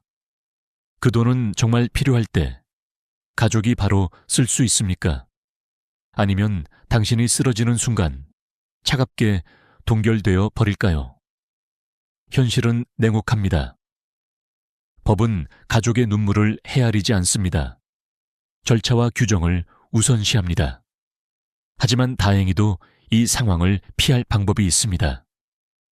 미리 준비한다면 내 돈이 내 가족을 지켜주는 방패가 될 수 있습니다. 그 방법은 결코 어렵지 않습니다. 단지 지금 건강하고 정신이 맑을 때 움직이면 됩니다. 많은 어르신들이 말합니다. 그때 알았더라면, 누가 미리 한마디만 해줬더라면. 하지만 그 후에는 늘 너무 늦게 찾아옵니다. 그렇기에 저는 이 영상을 통해 그 한마디를 드리려 합니다. 오늘 이 순간 당신이 듣고 있다면 이미 늦지 않았습니다. 이제부터 우리는 그 답을 찾아 나갈 것입니다. 내 돈을 내 가족이 쓸 수 있도록 만드는 구체적인 방법. 단순히 제도를 설명하는 것이 아니라 실제 현장에서 쓰이는 방법과 제가 직접 경험한 이야기까지 곁들여 드리겠습니다. 앞으로 이어질 내용은 단순한 금융 지식이 아닙니다. 바로 당신의 삶과 직결되는 생존 전략입니다. 준비가 되셨습니까? 그렇다면 이제 우리가 어떻게 이 벽을 넘어설 수 있는지 3가지 구체적인 해답을 하나씩 알려드리겠습니다. 이제 우리는 답을 찾아야 합니다. 가족이 내 돈을 쓸 수 있게 해주는 방법은 생각보다 가까이에 있습니다. 단지 은행은 먼저 알려주지 않을 뿐입니다. 오늘은 제가 창구에서 직접 보고 배운 3가지 방법을 말씀드리겠습니다. 이 3가지 중 단 하나만 해도 위기의 순간 가족이 눈물 흘리며 발을 동동 구르는 일을 막을 수 있습니다. 첫 번째는 금융거래 위임장입니다. 이름만 들으면 어렵게 느껴질 수 있지만 사실 단순합니다. 본인이 건강할 때 은행에 가서 내가 못 움직이게 되면 이 가족이 대신 내 계좌에서 돈을 쓸 수 있다고 공식적으로 문서화하는 것입니다. 예를 들어 아버지가 아들에게, 어머니가 딸에게 권한을 주는 것이죠. 은행 직원 앞에서 본인과 위임받을 가족이 함께 서명하고 도장을 찍어야 효력이 발생합니다. 많은 분들이 비밀번호도 알려줬는데 왜 굳이 이런 문서가 필요하죠? 라고 물으십니다. 그러나 은행은 절대 비밀번호나 도장만으로는 움직이지 않습니다. 사고가 발생했을 때 책임 소재가 불분명하기 때문입니다.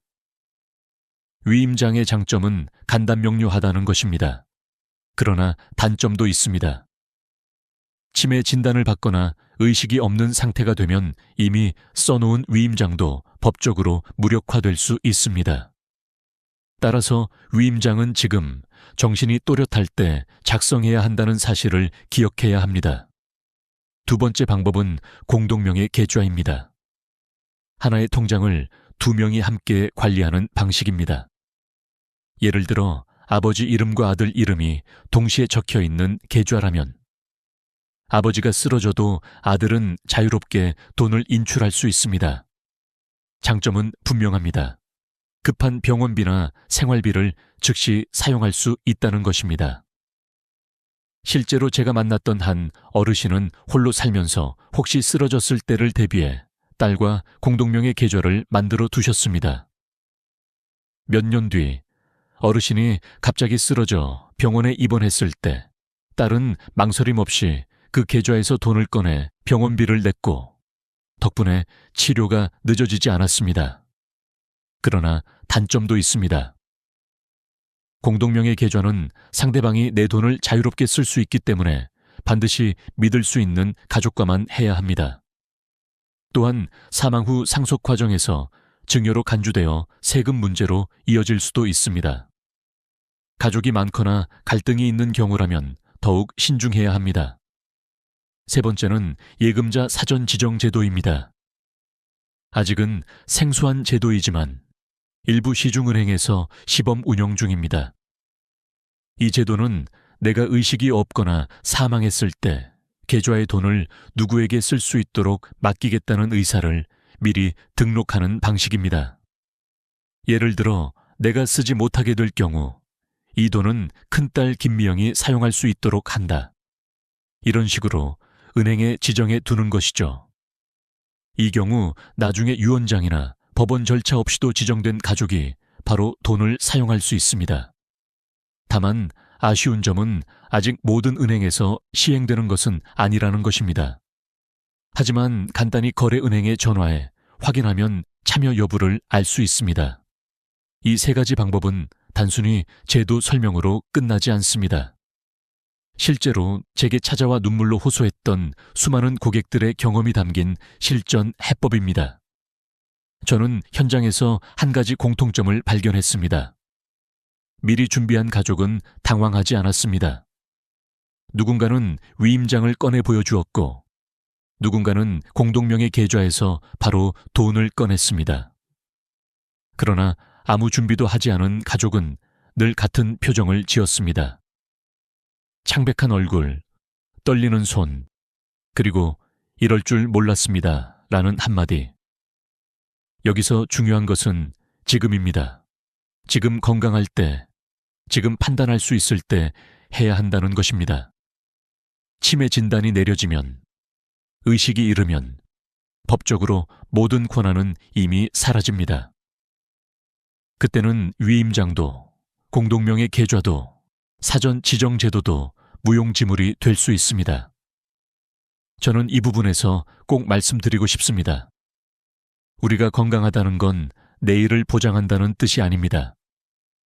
건강검진 통계에 따르면 65세 이상 노인의 약 30%가 자신도 모르는 만성질환을 가지고 있다고 합니다. 또 응급실 통계는 말합니다. 노인의 절반 이상이 1년에 한 번 이상 응급 상황을 경험합니다. 그렇다면 오늘 당신이 괜찮겠지 하며 미루는 것은 사실 내일의 위기를 더 크게 키우는 행동일 수 있습니다. 이제 당신은 선택해야 합니다. 아무 대비 없이 위기를 맞을 것인지, 아니면 지금 단 한 번의 준비로 가족의 눈물을 막을 것인지. 은행은 절대 먼저 알려주지 않습니다. 그러나 지금 이 영상을 듣고 계신 당신은 이미 알고 있습니다. 여기까지 세 가지 방법을 말씀드렸습니다. 금융위임장, 공동명의 계좌, 예금자 사전 지정 제도. 이 중 단 한 가지만 해두어도 당신의 가족은 절망 대신 희망을 가질 수 있습니다. 그러나 이야기는 여기서 끝나지 않습니다. 세상은 언제나 예고 없이 찾아옵니다. 치매, 뇌졸중, 갑작스러운 사고. 그 순간부터는 오늘 말씀드린 세 가지 방법조차 무력화될 수 있습니다. 그렇다면 그 다음은 어떻게 해야 할까요? 지금부터는 우리의 기억이 사라지고 의식이 끊겼을 때를 대비한 마지막 방어선을 이야기하겠습니다. 치매라는 단어를 들으면 누구나 두려움부터 느낍니다. 나이가 들수록 혹시 내가 기억을 잃으면 어쩌지? 라는 생각을 한 번쯤은 하게 됩니다. 하지만 치매는 단지 기억을 잃는 병이 아닙니다. 법적으로는 판단 능력을 상실한 상태로 간주됩니다. 이 말은 곧 내가 살아있어도 내 재산에 대한 권한이 완전히 사라질 수 있다는 뜻입니다. 그리고 그 순간부터는 내가 미리 써두었던 위임장도, 가족과 함께 만든 공동명의 계좌도 효력을 잃을 수 있습니다. 은행은 냉정하게 말합니다. 이제는 후견인 지정 절차를 밟으셔야 합니다. 여기서 등장하는 제도가 바로 성년 후견 제도입니다. 성년 후견은 가족이 법원에 신청해 법적으로 재산 관리 권한을 위임받는 절차입니다. 쉽게 말해 아버지가 치매에 걸려 스스로 판단을 못하게 되면 법원이 아들을 후견인으로 지정해 대신 재산을 관리할 수 있도록 해주는 것입니다. 듣기에는 간단해 보이지만 실제로는 결코 쉽지 않습니다. 법원에 성년 후견인 신청서를 내고 의사소견서, 가족관계 증명서, 재산 목록, 인감증명 등 수많은 서류를 준비해야 합니다. 재판부는 신중하게 심사하기 때문에 최소 몇 달, 길게는 1년 이상이 걸리기도 합니다. 제가 만났던 한 사례가 있습니다. 딸이 치매 어머니의 병원비를 인출하려고 은행을 찾았습니다. 그러나 은행은 이렇게 말했죠. 어머니가 치매 진단을 받으셨으니 이제는 후견인 절차 없이는 돈을 드릴 수 없습니다. 결국 그 딸은 법원에 성년 후견을 신청했고 판결까지 7개월을 기다려야 했습니다. 그동안 병원비는 대출로 충당해야 했고 가족의 삶은 불안과 빚으로 흔들렸습니다. 그리고 후견인이 된 이후에도 모든 게 자유로운 건 아니었습니다. 큰 금액을 인출할 때마다 법원에 보고해야 했고 1년에 한 번은 재산 사용 내역을 제출해야 했습니다. 딸은 이렇게 말했습니다. 엄마 돈을 쓰는 건데 왜 이렇게까지 허락을 받아야 하나요? 이 말 속에는 가족들의 답답함이 그대로 담겨 있습니다. 하지만 반대로 생각해보면 성년 후견 제도는 그만큼 강력한 안전장치입니다. 누군가 치매를 핑계로 재산을 빼돌리는 것을 막고 가족 간 분쟁을 예방하며 본인의 재산이 엉뚱한 곳으로 흘러가지 않도록 지켜주는 마지막 보루이기도 합니다. 만약 이 제도가 없었다면 많은 가정에서 더 큰 피해와 갈등이 발생했을지도 모릅니다. 여기서 중요한 건 시기입니다. 성년 후견은 보통 치매 진단 이후 환자가 스스로 의사 표현을 못할 때 신청하게 됩니다. 그러나 그 시점은 이미 늦은 경우가 많습니다. 가족들은 갑작스러운 현실 앞에서 허둥대고 긴 절차와 복잡한 서류 앞에서 지쳐갑니다. 그래서 더 현명한 방법은 미리 가족과 대화하고 누가 어떤 역할을 맡을지를 정해두는 것입니다. 혹시 내가 판단을 못하게 되면 이 사람을 후견인으로 세워달라. 이런 합의가 가족 간에 있다면 절차는 훨씬 수월해집니다. 여기서 잠깐 현실적인 숫자를 하나 말씀드리겠습니다. 보건복지부 통계에 따르면 한국의 65세 이상 인구 중 약 10%가 치매를 앓고 있습니다. 80세 이상으로 가면 그 비율은 30% 가까이 치솟습니다.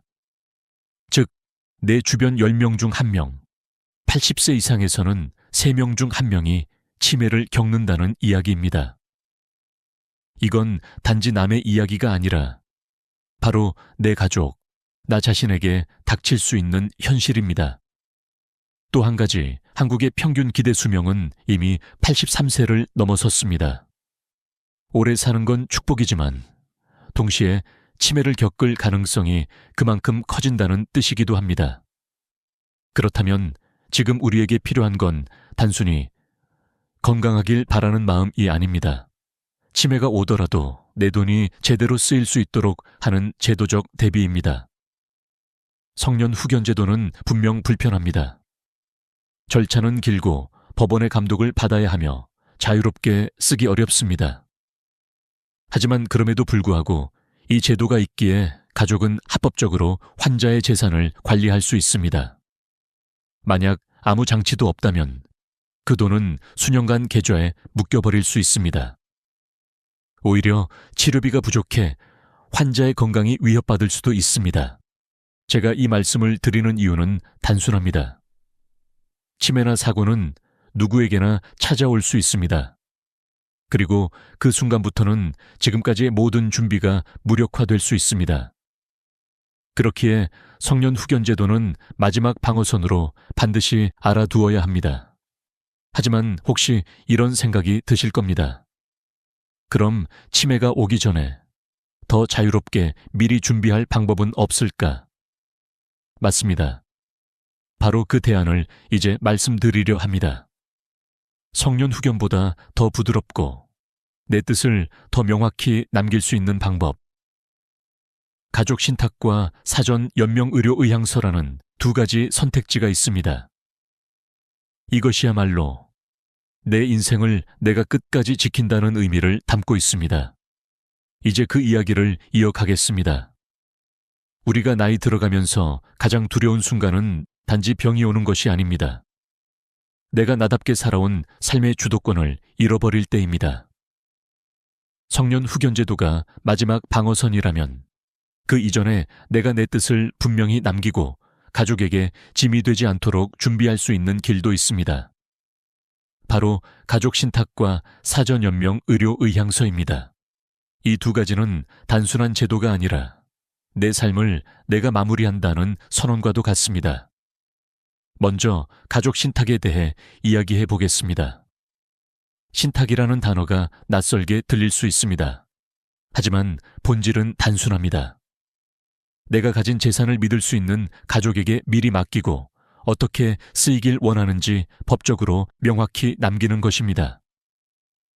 예를 들어, 이 돈은 오직 내 병원비로만 쓰고 남은 금액은 손자 교육비로 사용하라.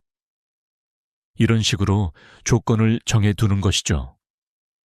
한 어르신은 혼자 살면서 언젠가 요양병원에 들어가야 한다는 걸 알고 있었습니다. 그래서 외아들에게 이렇게 말했습니다. 이 통장돈은 내 치료비에만 써라. 다른 데 쓰지 마라. 말로는 충분하지 않았습니다. 그래서 그는 법적으로 가족신탁 계약서를 작성했고 그 안에는 자신의 전 재산과 뜻이 고스란히 담겼습니다. 결과적으로 아들은 그 돈을 어머니의 치료비에 사용했고 남은 금액은 약속대로 관리했습니다. 가족신탁의 장점은 분명합니다. 내 의사를 법적으로 남길 수 있다는 것입니다. 단순한 구두 약속이 아니라 계약으로 남겨져 누구도 부정할 수 없게 됩니다. 그래서 나중에 형제간 다툼을 줄이고 불필요한 오해를 막을 수 있습니다. 물론 신탁을 만들려면 일정한 절차와 비용이 필요합니다. 그러나 수년간의 소송이나 갈등에 비하면 그 비용은 훨씬 작습니다. 무엇보다 중요한 건 내 돈이 내 뜻대로 쓰인다는 사실입니다. 다음은 사전연명 의료의향서입니다. 이름은 길지만 뜻은 간단합니다. 내가 더 이상 스스로 결정할 수 없는 순간이 왔을 때 연명 치료를 받을 것인지 중단할 것인지를 미리 남겨두는 문서입니다. 우리는 흔히 나는 기계에 의존해 오래 살고 싶지 않아 라는 말을 쉽게 합니다. 하지만 막상 병원에 가면 가족은 의사의 질문 앞에서 무너집니다. 연명 치료를 계속하시겠습니까? 서류가 없다면 가족은 본인의 뜻을 확실히 말할 수 없습니다. 그래서 많은 경우 죄책감 속에서 계속해 주세요 라는 대답을 하게 됩니다. 결국 환자는 원하지 않았던 연명 치료를 받으며 가족은 눈물 속에서 고통을 이어갑니다. 이제는 제도가 바뀌어 누구나 가까운 보건소나 지정기관에서 사전 연명 의료 의향서를 작성할 수 있습니다. 작성은 무료이고 절차도 어렵지 않습니다. 중요한 건 그 안에 담긴 마음입니다. 어떤 어르신은 이렇게 말했습니다. 나는 나답게 살 수 없으면 그때는 그냥 보내달라. 또 다른 분은 나는 끝까지 치료를 받고 싶다. 끝까지 살아내고 싶다. 라고 남기셨습니다. 중요한 건 어떤 선택이든 그것이 내가 직접 결정한 것이라는 점입니다. 그것이야말로 가족을 위한 마지막 배려입니다. 저는 은행에서 오랜 세월 일하면서 느꼈습니다. 돈보다 더 무거운 건 결국 마음이라는 것을요. 재산 문제로 다투는 가족도 많았지만 사실 그 근본에는 부모님의 뜻이 무엇이었는지 알 수 없다는 혼란이 있었습니다. 만약 부모님이 명확하게 신탁이나 의향서를 남겨두셨다면 갈등은 훨씬 줄어들었을 겁니다. 여기서 중요한 메시지를 드리고 싶습니다. 준비란 결국 가족을 위한 것이 아닙니다. 먼저는 나 자신을 위한 겁니다. 내가 평생 지켜온 가치, 내가 모아온 돈, 그리고 내 삶의 마무리까지. 그 모든 것을 내가 스스로 정리하는 것, 그것이 진짜 준비입니다. 가족신탁과 사전연명의료의향서는 단순한 문서가 아닙니다. 그것은 내가 마지막까지 내 삶의 주인이 되겠다는 선언입니다. 그리고 동시에 남겨진 가족이 눈물로 흔들리지 않도록 돕는 따뜻한 배려입니다. 저는 이 두 가지 제도가 더 많은 어르신들에게 알려져야 한다고 믿습니다. 왜냐하면 단 한 번의 준비로 가족의 삶이 완전히 달라질 수 있기 때문입니다. 이제 질문을 드립니다. 당신은 지금 어떤 준비를 하고 있습니까? 혹시 아직 아무것도 하지 않았다면 오늘이 바로 시작하기 좋은 날입니다. 그러나 아직 한 가지가 더 남았습니다. 지금까지 말씀드린 모든 준비들을 실제로 어떻게 정리하고 남길 수 있을까요? 위임장, 공동명의 계좌, 신탁계약서, 의향서. 이 모든 걸 흩어놓으면 가족은 결국 또 헤맬 수밖에 없습니다. 그렇다면 그 해답은 무엇일까요? 바로 내 인생 정리 파일, 생애 설계 폴더입니다. 이제 그 마지막 준비에 대해 말씀드리겠습니다. 지금까지 우리는 여러 제도를 살펴봤습니다. 위임장, 공동명의 계좌, 예금자 지정, 성년 후견, 가족신탁, 사전연명 의료의향서. 그런데 이런 준비를 아무리 해두어도 흩어져 있다면 위기의 순간 가족은 여전히 당황합니다. 병원에서 간호사가 보호자분, 신분증과 관련 서류를 제출해 주세요 라고 말했을 때 서랍 속을 뒤지고 어디에 넣었는지 몰라 하루 종일 은행과 관공서를 전전하는 가족. 이것이야말로 우리가 피해야 할 최악의 상황입니다. 그래서 저는 마지막으로 꼭 권하고 싶은 것이 있습니다. 바로 생애 설계 폴더, 흔히 말하는 내 인생 정리 파일입니다. 생애 설계 폴더는 거창한 게 아닙니다. 집 안 서랍에 넣어 둘 얇은 파일 하나면 충분합니다. 그러나 그 안에는 당신의 평생이 담겨 있어야 합니다. 첫 장에는 내 대한 기본 정보가 있어야 합니다.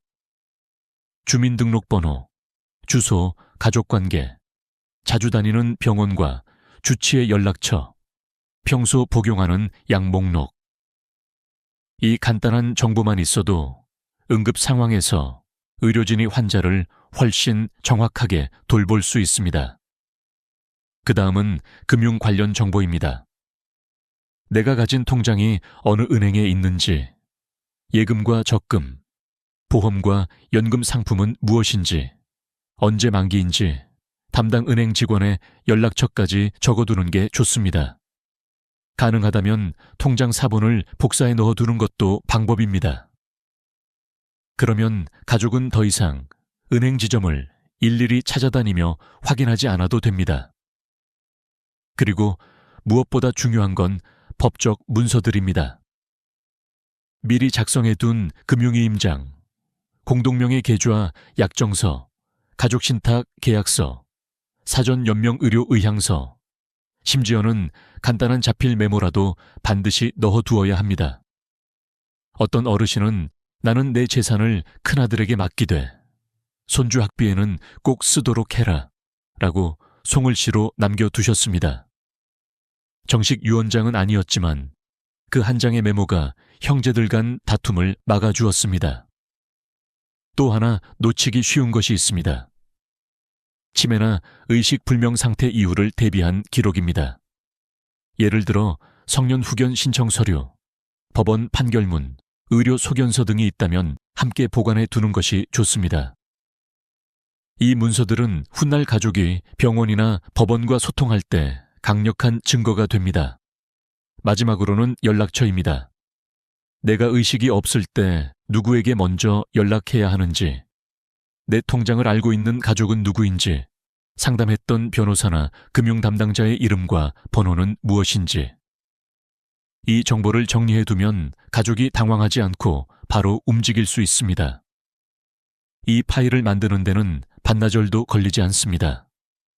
하지만 그 파일 하나가 가족에게는 몇 달, 몇 년의 혼란을 막아줍니다. 저는 현장에서 이런 파일을 준비한 어르신들을 여러 번 만났습니다. 공통적으로 그분들이 하신 말씀이 있습니다. 이걸 하고 나니 마음이 한결 놓인다. 그 얼굴에는 평온함이 있었습니다. 생애 설계 폴더는 단순한 종이 묶음이 아닙니다. 그 안에는 당신이 평생 성실하게 살아온 흔적, 그리고 가족을 향한 마지막 배려가 담겨 있습니다. 지금 이 영상을 보고 계신 분들 중 혹시 나도 한번 정리해볼까 라는 생각이 든다면 그것이 바로 오늘 이 시간을 가진 이유일 겁니다. 여기서 저는 분명하게 말씀드리고 싶습니다. 준비란 결코 거창한 것이 아닙니다. 오늘 한 장의 종이로 시작하면 충분합니다. 그것이 내일 당신과 가족의 삶을 훨씬 더 평온하게 만들어줄 것입니다. 이제 마무리할 시간입니다. 오늘 우리가 나눈 이야기는 단순한 금융 지식이 아닙니다. 그것은 당신의 삶을 끝까지 지키는 방법이자 가족이 눈물 대신 안심을 가질 수 있도록 돕는 준비였습니다. 지금이라도 늦지 않았습니다. 지금 바로 시작하세요. 당신의 돈은 은행의 돈이 아닙니다. 그것은 당신이 평생 모아온 삶의 결실입니다. 그리고 그 결실이 반드시 당신과 가족을 위해 쓰이도록 지키는 것, 그것이야말로 가장 값진 준비입니다. 마지막으로 부탁드립니다. 이 영상이 조금이라도 도움이 되셨다면 구독과 좋아요, 그리고 댓글로 당신의 생각을 남겨주세요. 당신의 한 문장이 누군가에게는 새로운 시작이 될 수 있습니다.